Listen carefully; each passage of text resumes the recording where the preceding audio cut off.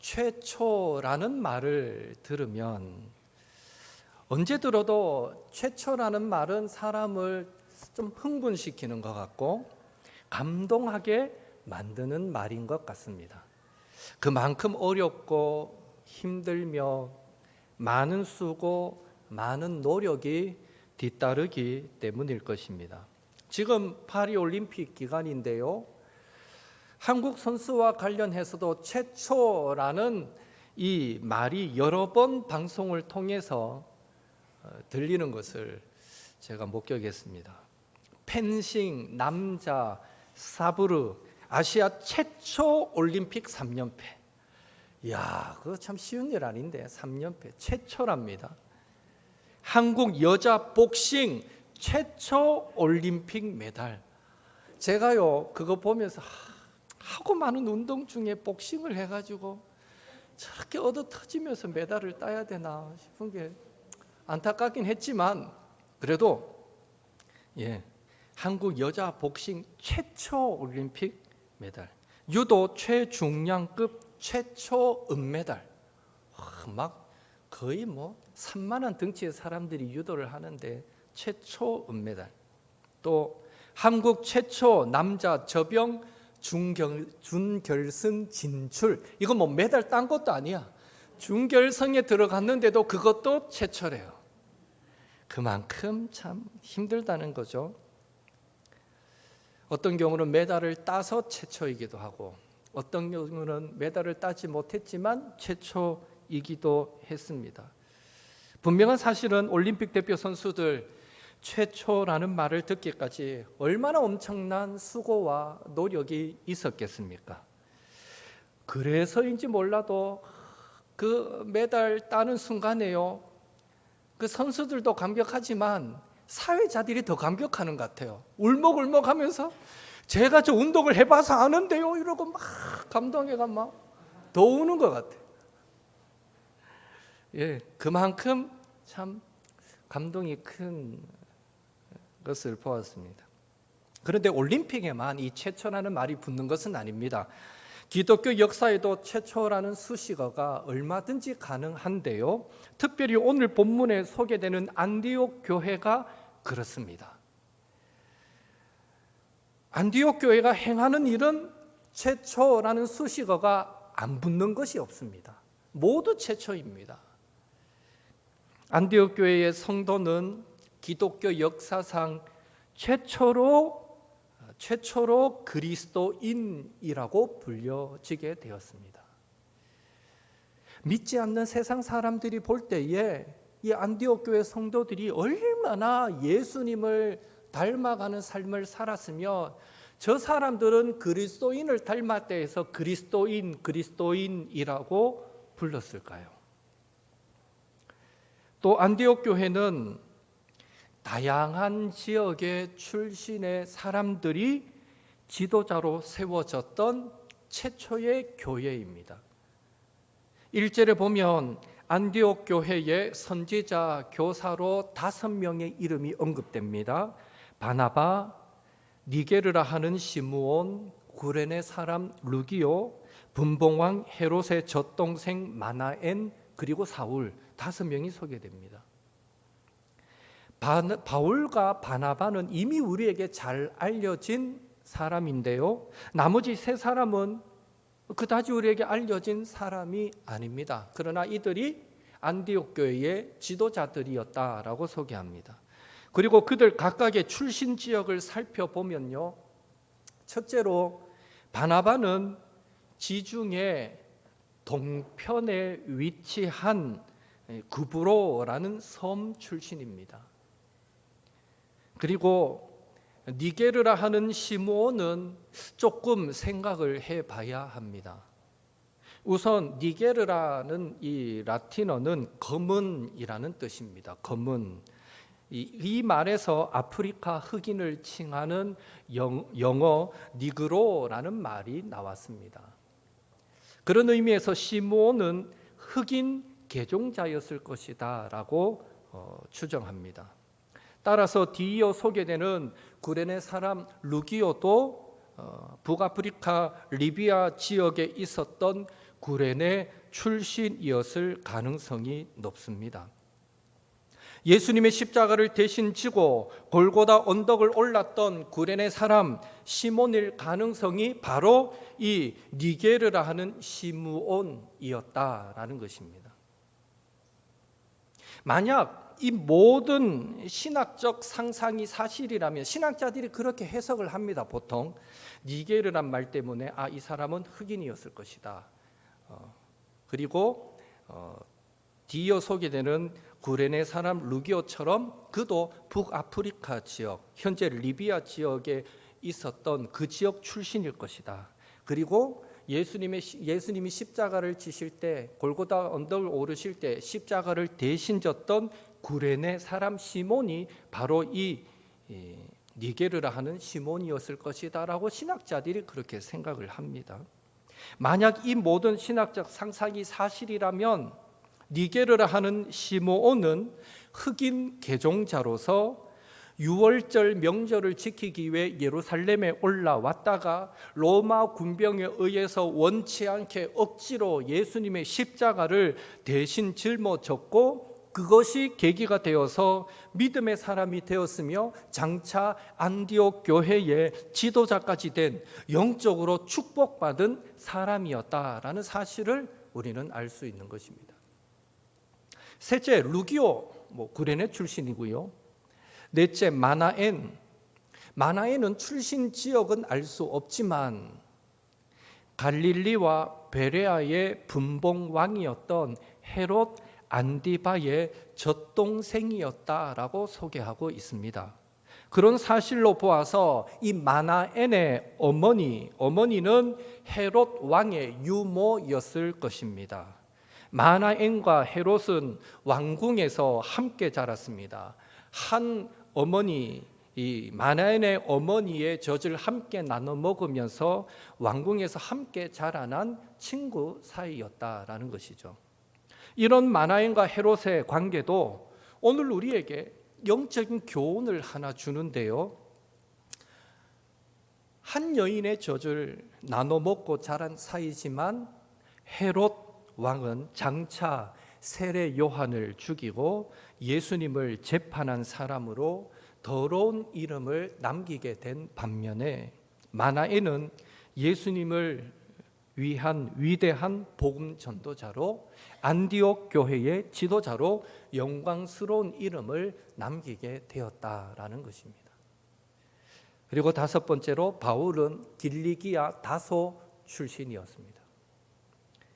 여러분, 이 5명의 출신 정보를 통해서 우리가 알 수 있는 사실이 무엇입니까? 그들 모두는 안디옥 출신이 아니면서 안디옥 교회의 지도자가 되었다라는 것입니다. 그만큼 안디옥 교회는요, 지역적인 어떤 텃세가 없이 다양한 사람들이 모여서 은사에 맞게 직분을 감당하면서 함께 성령의 하나 되게 하심을 아름답게 이루어갔던 참으로 본이 되는 교회였다라는 사실을 우리는 알 수 있습니다.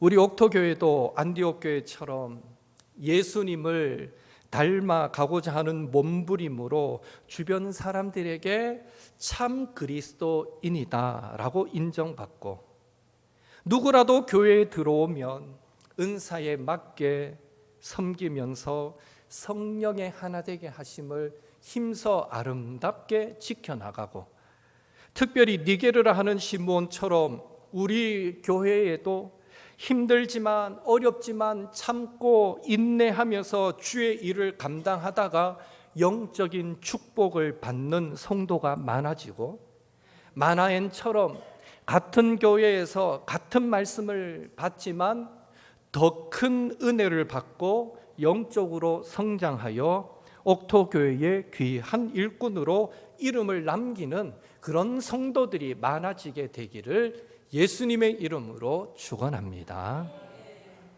이렇듯 안디옥 교회는요, 기독교 역사상 최초로 그리스도인이다라고 불렸고요, 다양한 출신 지역의 사람들이 모여서 아름다운 하나됨을 이룬 교회였습니다. 한 가지를 더 찾는다면 그리고 안디옥 교회는요, 기독교 역사상 최초로 선교사를 파송한 교회였습니다.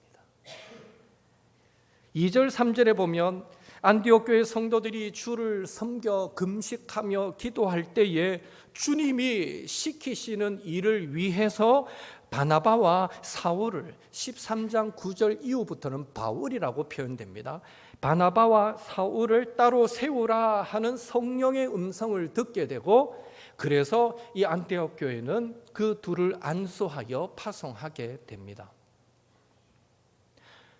우리는 어떤 사람을 선교사라고 부릅니까?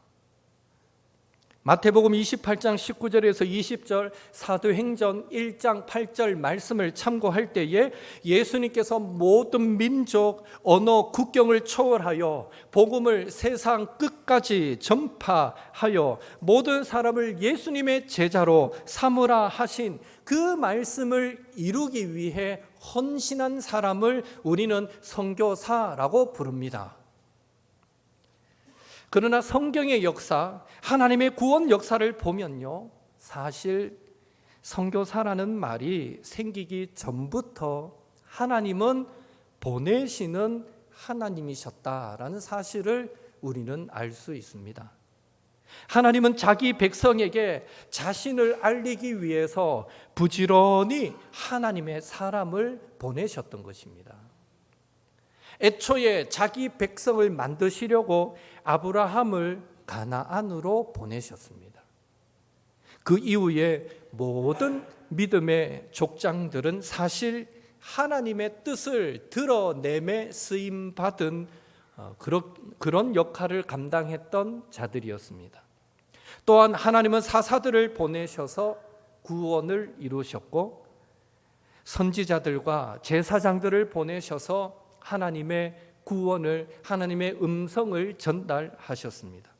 그리고 마지막에는 자신의 선하심을 드러내시고 또 사람들을 구속하기 위해서 예수님을 보내심으로 자신이 직접 인간의 몸을 입고 성육신 하셔서 사람 가운데 거하셨던 것입니다. 이렇듯 보냄과 떠남은 하나님의 구원 역사의 핵심 요소였던 것을 우리는 알 수 있습니다. 그리고 오순절 성령 강림 사건 이후로 교회가 생기게 되었고요, 하나님은 그 교회를 통해서 땅끝까지 복음이 전파되도록 하기 위해 선교사를 세우시게 되는데, 그 최초의 선교사를 파송한 교회가 안디옥 교회였고, 최초의 선교사가 바로 바나바와 바울이었다는 것입니다. 하나님께서 바나바와 사울을 구별하여 선교사로 세우신 목적은 분명합니다. 복된 소식을 전하여서 다른 사람들도 복음을 듣고 예수님을 믿도록 하기 위해서였습니다. 다시 말해, 목마른 자에게 물을 주고 굶주린 자에게 음식을 주고 아픈 자에게 약을 주고 옥에 갇힌 자에게 우정을 나누며 춥고 집이 없는 자에게 옷을 주고 고아에게 보살핌을, 과부에게 도움을, 그리고 모두에게 희망을 주면서 참 소망 대신 예수님을 전하도록 하기 위해 바나바와 바울을 선교사로 보내셨던 것입니다.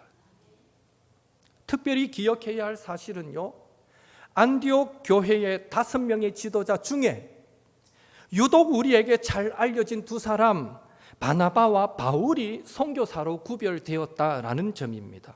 다시 말해, 가장 유능하고 가장 믿음 좋은 사람을, 영적 지도자로서 그 역량이 검증된 사람을, 어쩌면 안디옥 교회에 가장 필요했던 사람을 구별하여 선교사로 파송했던 것입니다. 이것은 그만큼 교회의 선교 사명이 교회의 다른 어떤 사명보다도 중대한 의미를 지닌다라는 뜻이 될 것입니다. 2000년 전 바나바와 바울만, 그리고 오늘날 외국에 나가서 복음을 전하는 자들만 선교사이겠습니까? 아닙니다. 사실 땅끝까지 이르러 예수님의 제자가 되라는 명령은, 선교사가 되라라는 그 명령은 오늘 예수님을 믿고 구원받은 우리 모두에게 주어진 하나님의 명령인 줄로 믿습니다. 그래서 그리스도를 따르는 사람은 모두 선교사다라는 말이 있습니다. 그리스도를 따르는 자는 모두 선교사다. 존 스토트 목사님도 오늘 우리 모두가 선교사일 수밖에 없는 이유를 이렇게 말했습니다.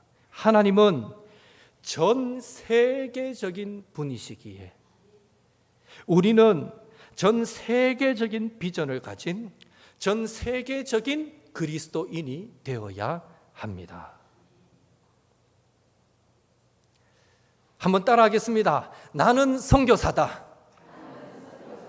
나는 선교사다. 스스로 말하기에 자신감이 없는 사람이 있는데 우리 옆에 사람이 확인시켜 줍시다. 이게 좌우에 계신 분들께 믿음으로 우리가 선포합니다. 성도님은 선교사이십니다. 이렇게.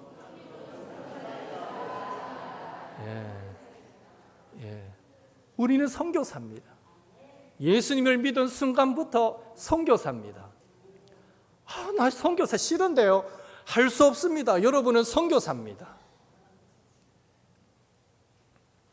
선교가 교회의 어떤 사명보다도 중요한 사명임을 기억하시고, 하나님께서 안디옥 교회에서 가장 탁월한 영적 지도자였던 바나바와 바울을 구별하여 선교사로 보냈던 것 기억하셔서, 하나님께서 우리 옥토 교회에 영혼 구원이라는 가장 중요한 사명을 맡기시기 위해 누군가를 구별하여 세우시려고 할 때에 우리 모두는 이미 선교사이기에 하나님께서 누구를 부르시든지 간에 준비된 자로, 가장 탁월한 믿음과 영성을 소유한 자로 그렇게 구별되어 쓰임받는 우리 옥토의 성도님들이 되시기를 예수님의 이름으로 축원합니다.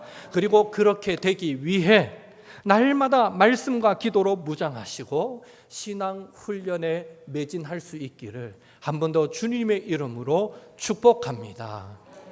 하나님이 부르실 때 제가 여기 있습니다. 나를 보내주소서. 우리 모두가 기쁘게 자원하여 선교사로 쓰임받게 되기를 한 번 더 주님의 이름으로 축복합니다. 그렇게 선교사로 파송받은 바나바와 사울은 1차 선교 여행을 떠나게 됩니다. 1차 선교 여행은 시기적으로는 AD 47년에서 49년 사이로 약 2년간 이루어졌고요. 1차 선교의 중점 선교 지역은 지중해 동부에 위치한 구브로 섬, 바나바의 고향이었던 구브로 섬에 먼저 가서 복음을 전하게 되고, 그 다음에는 지중해 북쪽에 있는 갈라디아 남쪽 지방에 가서 복음을 전하게 됩니다. 바나바와 바울이 1차 선교 여행을 위해서 이동했던 그 거리를 따져보면요, 약 2300km 정도 됩니다. 2년 동안. 교통편이 발달한 현대의 기준에는 그다지 먼 거리가 아니다라고 말할 수 있지만, 그 당시는 주로 배편과, 오늘처럼 쾌속정이 있던 것도 아니에요. 배편과 도보로 이동할 수밖에 없었던 바울의 형편을 생각할 때에 2300km의 그 거리는 어마어마하게 먼 긴 거리였고 결코 짧은 거리가 아니었음을 우리는 알 수 있습니다. 그런데 선교 자체도 사실 힘든 일인데, 바나바와 사울의 1차 선교를 보면 한 가지 특징이 있는데요. 그것은 가는 곳마다 핍박과 고난이 뒤따랐다라는 것입니다. 참 하나님 해도 너무한다 싶을 정도였습니다. 여러분도 사도행전 읽어보셔서 아시잖아요. 한 번도 예배가 없어요. 잠잠했던 적이 없어요. 복음 전하겠다는데 가는 곳마다 핍박과 환난이 뒤따랐습니다. 단적인 예로 우리가 읽지는 않았지만 사도행전 14장에 보면 이고니온에서 바울과 바나바가 안식일에 회당에 들어가서 복음을 전합니다. 그랬을 때요, 허다한 사람이 믿게 됩니다. 문제는 그 복음을 받아들이지 않는 유대인들이 사람들을 선동하게 됩니다. 그래서 참 사람들의 마음은 정말 이랬다 저랬다 너무 쉽게 바뀌어요. 금방 그 말에 도전받았던 사람들이 돌변 변하여서 돌을 쳐서 바나바와 바울을 죽이려고 합니다. 그래서 바나바와 바울은 그 이고니온에서 도망쳐 나와서 루스드라와 더베 그 근방으로 가서 다시 복음을 전하게 됩니다. 그리고 루스드라 지역에서의 한 가지 일화가 사도행전 14장 8절 이후에 소개되는데요. 루스드라 지방에 가니까 나면서부터 걷지 못하던 한 사람이 있었습니다. 그런데 바울이 그 사람을 주목하여 보니 그 사람 안에 구원받을 만한 믿음이 있다는 것이 보였습니다.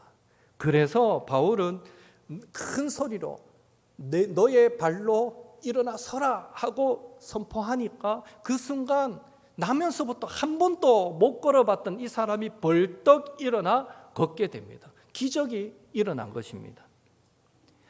이 일로 말미암아 이 루스드라 지역 사람들한테 소문이 퍼지고 사람들은 이 바나바와 바울이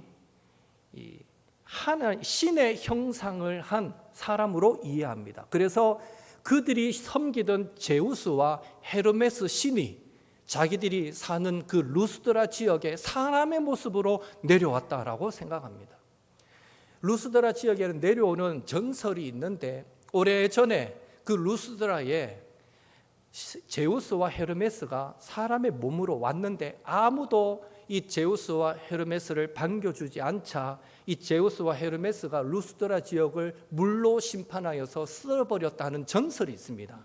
그런데 이 바울과 바나바가 나면서도 못 걷는 자를 걷게 만드니까 이거는 기적이고 이거는 사람이 할 수 있는 일이 아니고 이거는 신만 가능한 일이라 생각했기 때문에 다시 자기들 지역에 그 옛날 왔었던 제우스와 헤르메스가 방문했다고 생각했던 것입니다. 그러니까 그 도시 성곽 외 바깥에 있었던 제우스 신전에서 섬기던 제사장들이 꽃과 소를 막 끌고 와서 바울이 머무는 집 앞에 딱 차려놓고 이 바울과 바나바에게 제사를 하려고 합니다. 왜? 제우스와 헤르메스라고 생각했기 때문에. 그랬을 때 바울과 바나바는 자신의 옷을 찢으며 절대 그런 일 하지 마십시오. 저는 여러분과 동일한 사람입니다 하면서 그 순간에 하늘과 땅과 바다와 온 천지 만물을 만드신 살아계신 분이 계시는데 그분이 하나님이십니다라고 거기서 복음을 전합니다. 문제는 그 이후부터입니다. 이고니온에서 사람들을 선동시켜 바울과 바나바를 돌로 치려고 했던 그 유대인들이 또 루스드라까지 온 거예요. 그리고 사람들을 충동질합니다. 어떻게 충동질했을까요? 저 사람들이 너희들이 섬기는 제우스와 헤르메스 신을 빙자하여서 너희 신을 모욕했다. 그렇게 충동질시켰겠죠. 그러자 금방까지 제사 드리려고 하던 그 사람들이 돌변해서 이번에는 정말 돌로 바울을 쳐서 죽입니다. 돌로 던져버립니다. 얼마나 돌에 맞았을까요? 바울이. 사람들이 보니까 죽었는 줄로 알았습니다. 그래서 아이고 죽었다 이제 그만 던지라 해가지고 바울의 시신을 성 밖에다 내던져버립니다. 제자들이 바울을 삥 둘러삽니다. 왜 그랬을까요? 장사 지내려고 바울을 삥 둘러사는데 그 순간에 발이 벌떡 일납니다. 죽었다가 살았는지 죽지 않았는지 하나님이 어떻게 하시든 그건 기적입니다. 그렇게 돌을 맞고 사는 건 기적입니다. 사도행전 14장에 보면 14장 20절에 바울이 일어나라고 간단하게 기록하고 있지만 사실은요 바울이 일어났을 때 온 몸이 아팠을 것입니다. 여러분 돌에 맞아 봤습니까? 저는 안 맞아봤고 한번 던져봤습니다. 그래도 저를 이상한 사람으로 생각합니다.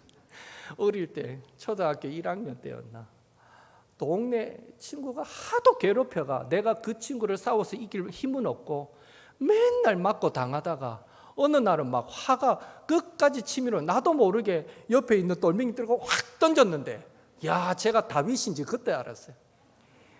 그 돌이 날아가가 정확하게 그 친구의 이마를 딱 때렸습니다. 딱 소리가 나더라고요. 예. 막 피도 나고 반창고 부치가 엄마 손잡고 울면서 막 집에 와가지고 야단 맞은 적이 있는데 제가 예.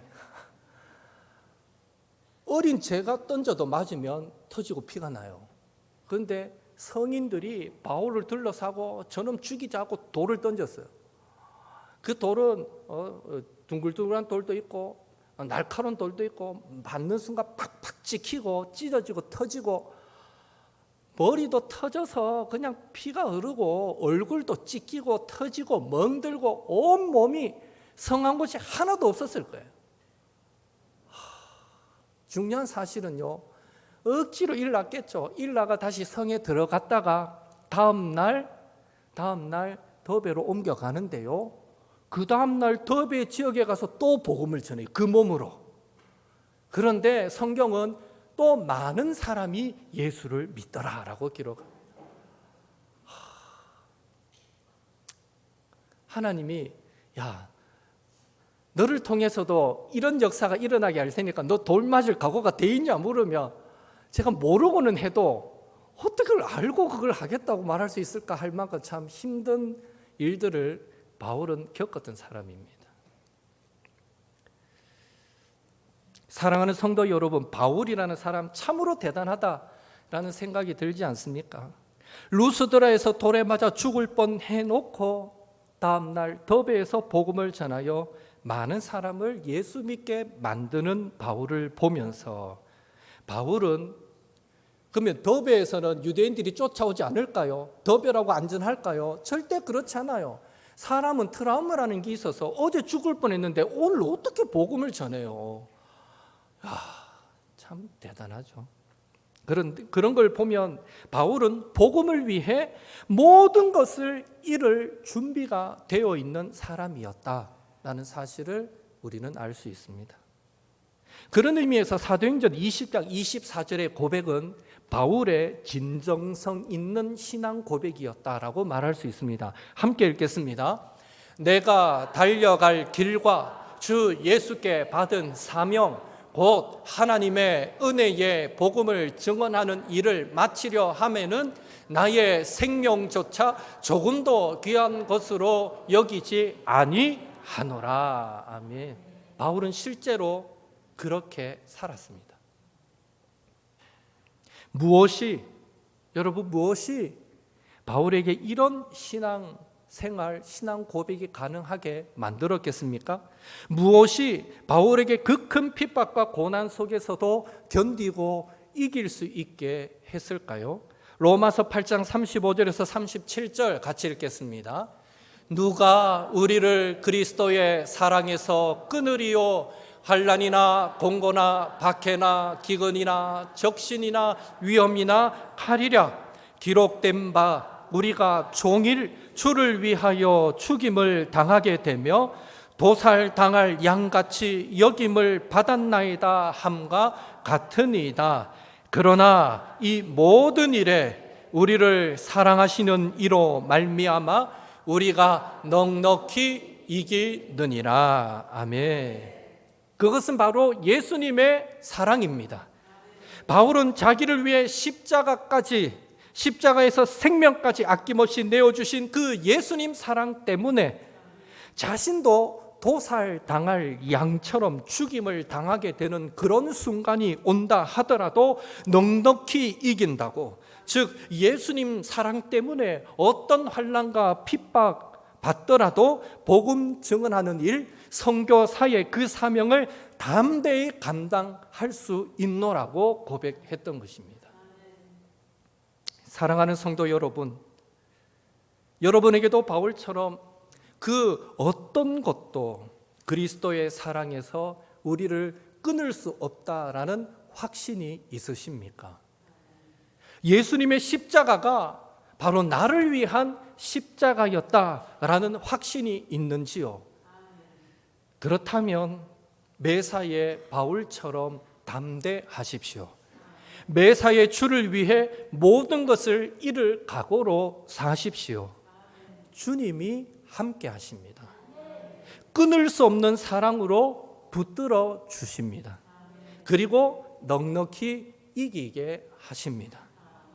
그렇게 이번 한 주간도 예수님의 제자로 보냄받은 선교사로 삶의 현장에서 승리하시는 우리 옥토의 모든 성도님들 되시기를 예수님의 이름으로 축원합니다.